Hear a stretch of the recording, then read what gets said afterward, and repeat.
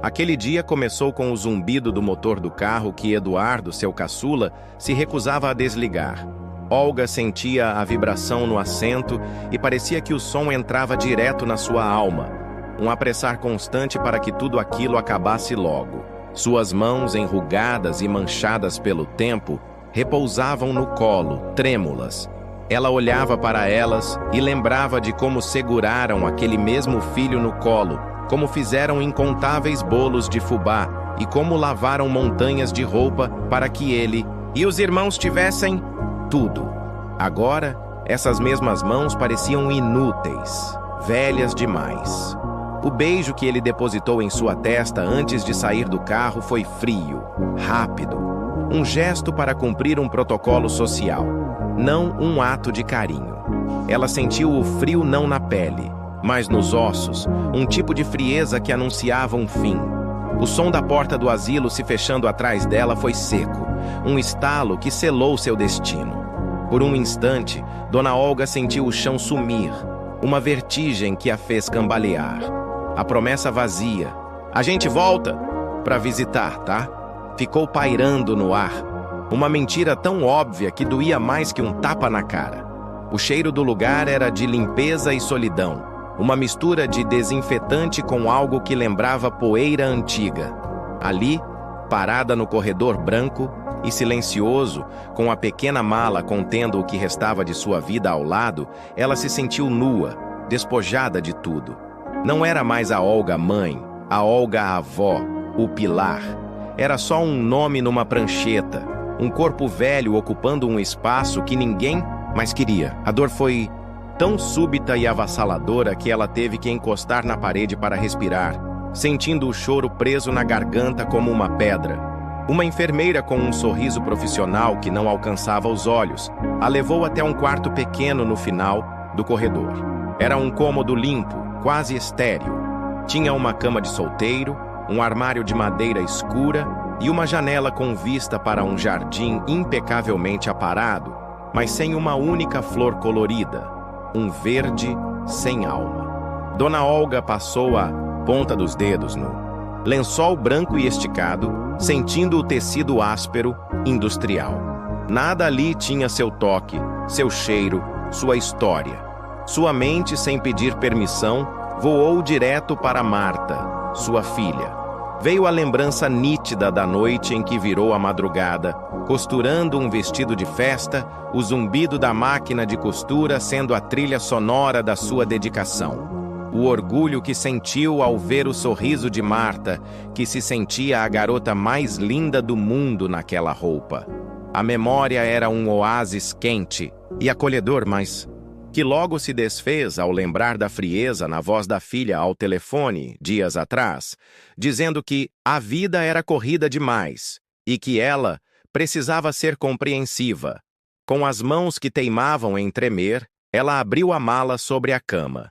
Dentro, umas poucas peças de roupa que ela mesma havia lavado e passado na véspera, um álbum de fotos com as pontas já gastas pelo manuseio e o seu terço de contas de madeira escura. Era isso que sobrava.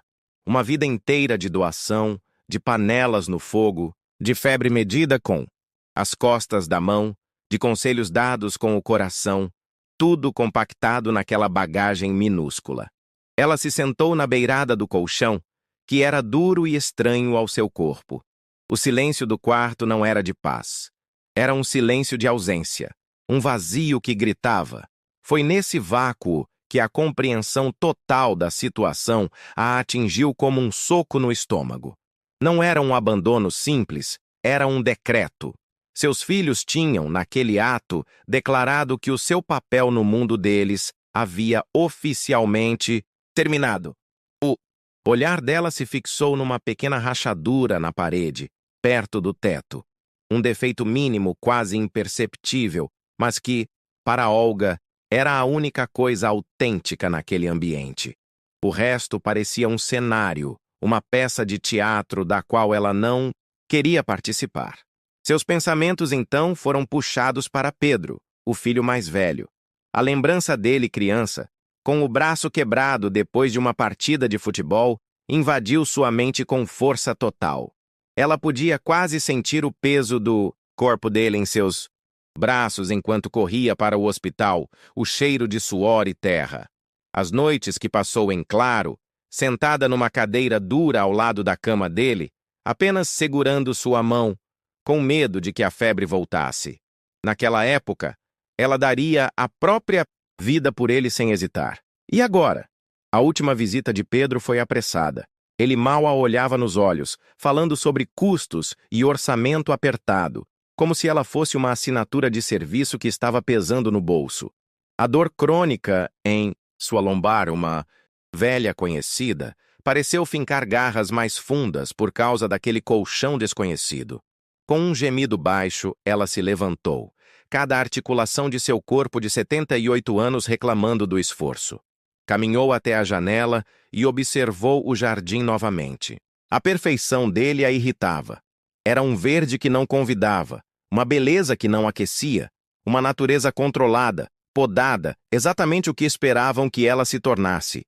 E foi ali, encarando aquele gramado artificialmente perfeito, que a primeira lágrima do dia finalmente rolou.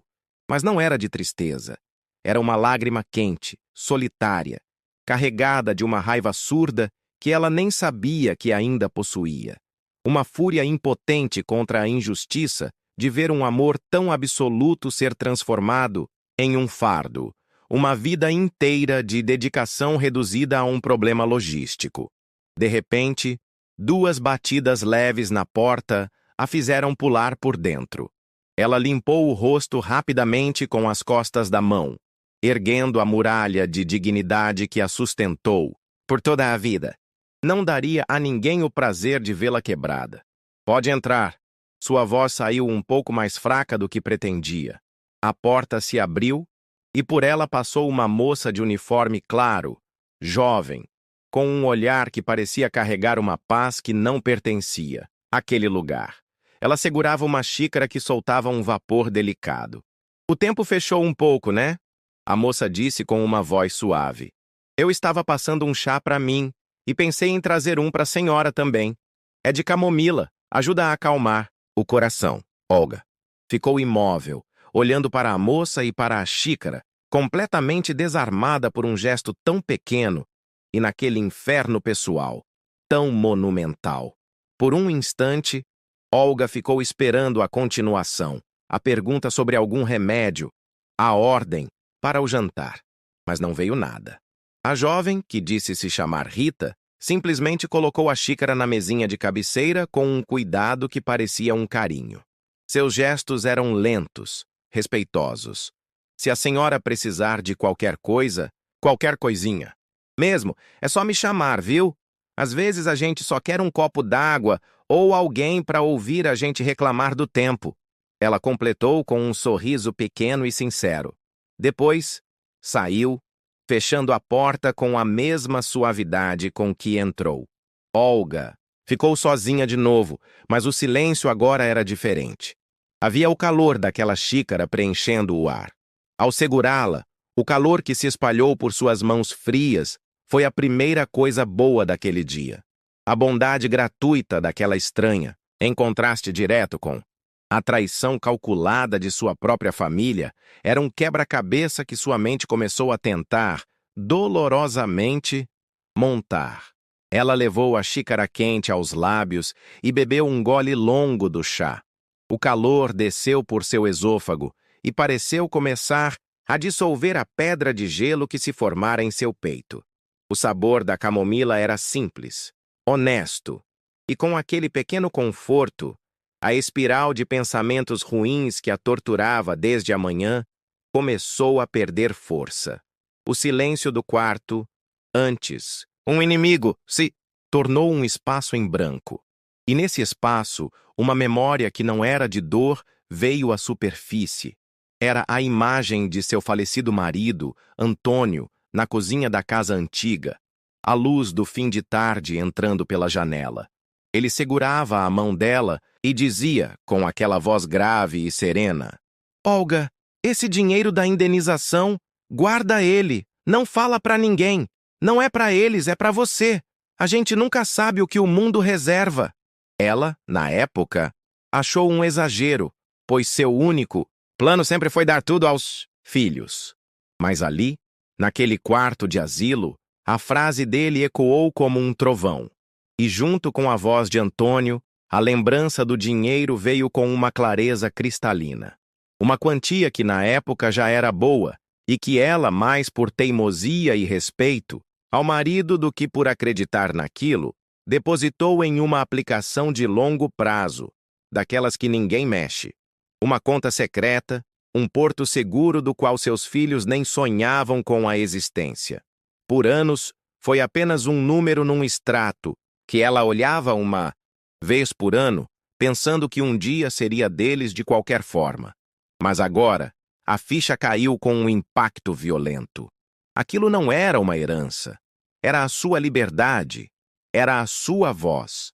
Era o seu poder de escolha, intacto, crescendo silenciosamente, enquanto eles a descartavam como se ela não valesse mais nada.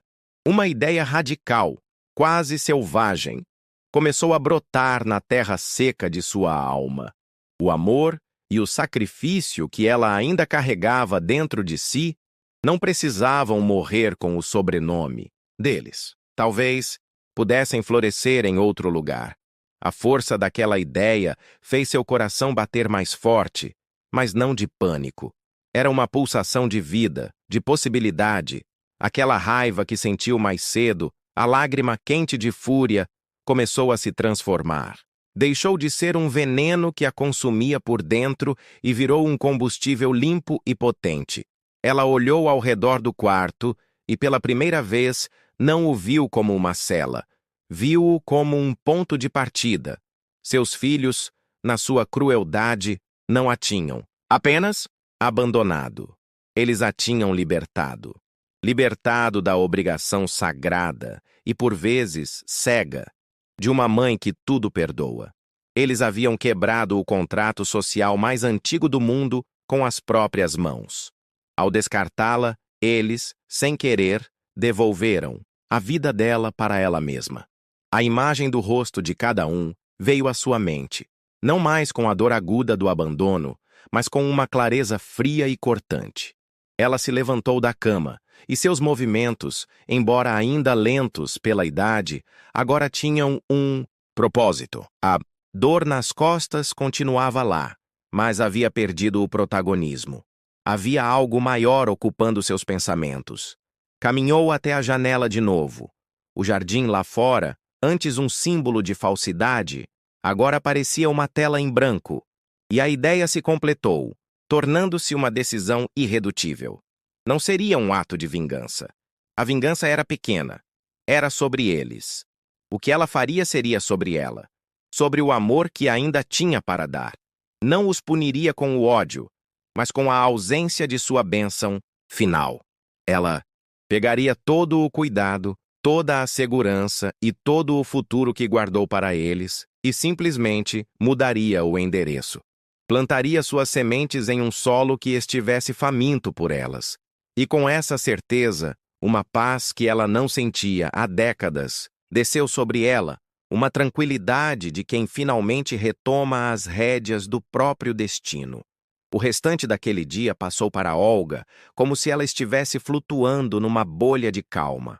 Os ruídos do asilo, o sino que anunciava o jantar, as conversas das enfermeiras no corredor, o som da televisão ligada na sala comum. Pareciam distantes, um eco de um mundo que já não era o seu. Ela comeu a refeição da noite, um purê e uma carne moída sem muito sabor, mas com uma gratidão silenciosa, pois seu corpo precisava de força para o que viria. Quando a noite caiu de vez, ela viu Rita passando pela sua porta entreaberta. Com uma voz clara e sem o tremor da manhã, ela chamou. Rita! A cuidadora parou e se virou, com seu sorriso gentil. Pois não, dona Olga? Minha filha, você conseguiria me fazer um grande favor? Preciso de uma folha de papel, uma caneta e, se não for pedir muito, um selo. A surpresa no rosto de Rita foi visível por um segundo, mas logo deu lugar à sua costumeira solicitude. Consigo sim, claro. 1 minutinho e já trago para a senhora. E ela cumpriu a promessa.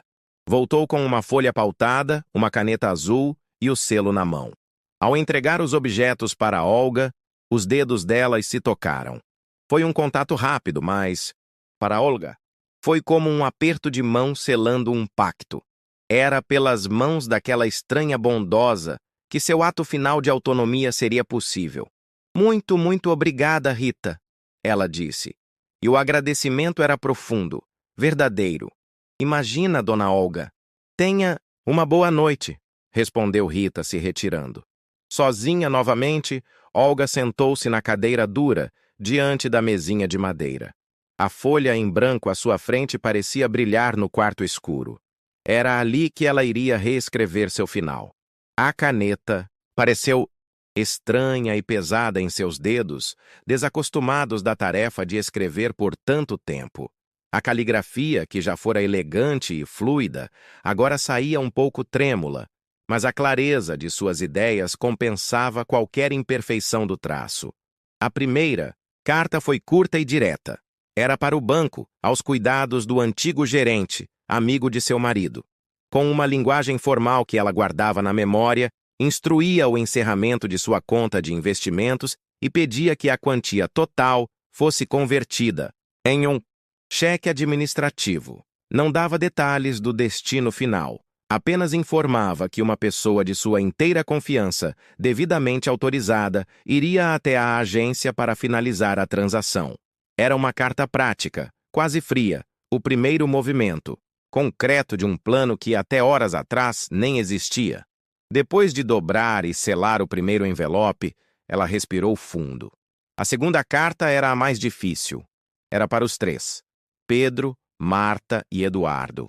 A mão que se manteve firme para lidar com o dinheiro agora vacilou. Não era fraqueza. Era o peso de um coração de mãe escrevendo seu adeus. Ela não usou uma única palavra de raiva ou acusação. Isso seria dar a eles uma importância que não tinham mais. Com uma calma devastadora, ela apenas narrou os fatos. Contou sobre o segredo de Antônio, sobre o dinheiro guardado não para eles, mas como um último gesto de cuidado do pai. Explicou que no silêncio daquele quarto, ela entendeu que o verdadeiro legado não é o que se deixa para as pessoas, mas o que se deixa nelas. E no final, a frase que encerrava tudo, sem chance de apelação: não pensem que os deixei sem nada. A herança que deixo para vocês é o peso exato e irrevogável das escolhas que fizeram. Depois de dobrar a segunda carta, ela a colocou no envelope sem cola, onde escreveu o nome dos 3 filhos.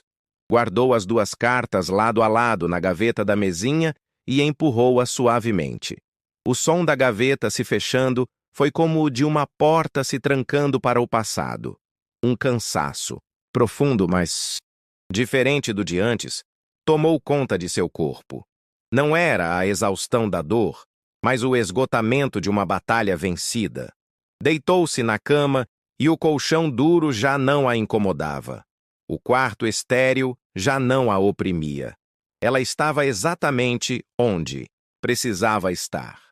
Fechou os olhos e, pela primeira vez em muito, muito tempo, sua mente estava em silêncio. Não havia mais o que remoer. Ela adormeceu em segundos, um sono pesado e sem sonhos, o sono de quem finalmente encontrou a paz. Na manhã seguinte, a primeira coisa que Olga fez foi entregar a carta selada à Rita. Minha filha, você poderia colocar isto no correio para mim, por favor? Rita, sempre solícita, o fez sem perguntas. Passaram-se alguns dias. A vida no asilo seguia sua rotina, monótona. Mas para Olga, cada dia era sereno. Quando recebeu a confirmação do banco, ela chamou Rita em seu quarto e lhe contou tudo, entregando-lhe uma autorização assinada. A cuidadora ficou pálida ao ver os números no papel. A quantia era mais do que ela veria em uma vida inteira de trabalho. Mas o que a fez chorar foi a instrução final de Olga, dita com a voz tranquila de quem doa um pão. Esse dinheiro, Rita, é para comprar esperança. Ligue para o hospital infantil da cidade. Diga que uma avó anônima quer reformar a brinquedoteca e comprar equipamentos novos. Faça isso por mim. Os últimos meses de Dona Olga foram os mais felizes de sua velhice. Ela parou de esperar por visitas que nunca viriam. Sua alegria agora vinha das atualizações de Rita, que se tornou a filha que a vida lhe deu. Primeiro, Rita trouxe fotos da reforma na ala infantil do hospital, com paredes ganhando cores vibrantes. Depois vieram as fotos dos equipamentos novos chegando, das camas mais confortáveis. Mas a foto que Olga colocou na sua mesinha de cabeceira e que olhava todos os dias era a de uma menininha careca, abraçada a um urso de pelúcia gigante, com um sorriso tão grande que parecia curar qualquer dor. Olga nunca soube o nome daquela criança, mas em seu coração, ela a adotou como neta. Ela entendeu que a verdadeira família não é necessariamente a que carrega nosso sangue, mas a que faz nosso coração florescer. Ela se foi numa manhã calma, durante o sono. Rita a encontrou com o rosto sereno, uma das mãos segurando seu terço e a outra repousando ao lado da foto da sua neta. Não havia sinais de luta ou dor, apenas a imagem da paz. Com o coração pesado, mas grata por ter conhecido aquele espírito, Rita fez as ligações. Do outro lado da linha, a reação dos filhos foi de um pragmatismo frio. Perguntas sobre o funeral, sobre a documentação, sobre os custos. Nenhuma pergunta sobre como foram os últimos dias da mãe. No dia do enterro, um evento rápido e com pouca gente, enquanto os três já cochichavam sobre o inventário do apartamento, Rita se aproximou. Em silêncio, com o olhar firme, ela estendeu a eles o envelope que Olga deixara, aquele com o nome dos três na frente. A curiosidade e a ganância brilharam nos olhos deles. Pedro, o mais velho, tomou o envelope da mão de Rita com uma autoridade que a situação não lhe conferia. Os três irmãos se agruparam num canto, longe dos poucos olhares curiosos, como urubus em volta da carcaça. A avidez com que abriram a carta era quase palpável. A leitura começou em silêncio. Primeiro, a confusão em seus rostos. Depois, a incredulidade, seguida por uma palidez mortal quando a cifra do dinheiro foi mencionada. O ar pareceu ficar rarefeito entre eles.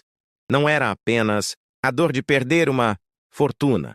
Era a humilhação esmagadora de entenderem que foram eles, com a própria arrogância e frieza, que a jogaram fora. A frase final da carta foi o golpe de misericórdia, cravando-se em suas consciências como uma estaca. A herança que deixo para vocês é o peso exato e irrevogável das escolhas que fizeram. Eles se olharam, e o que viram foi o reflexo do próprio fracasso. Não houve mais discussão sobre o apartamento.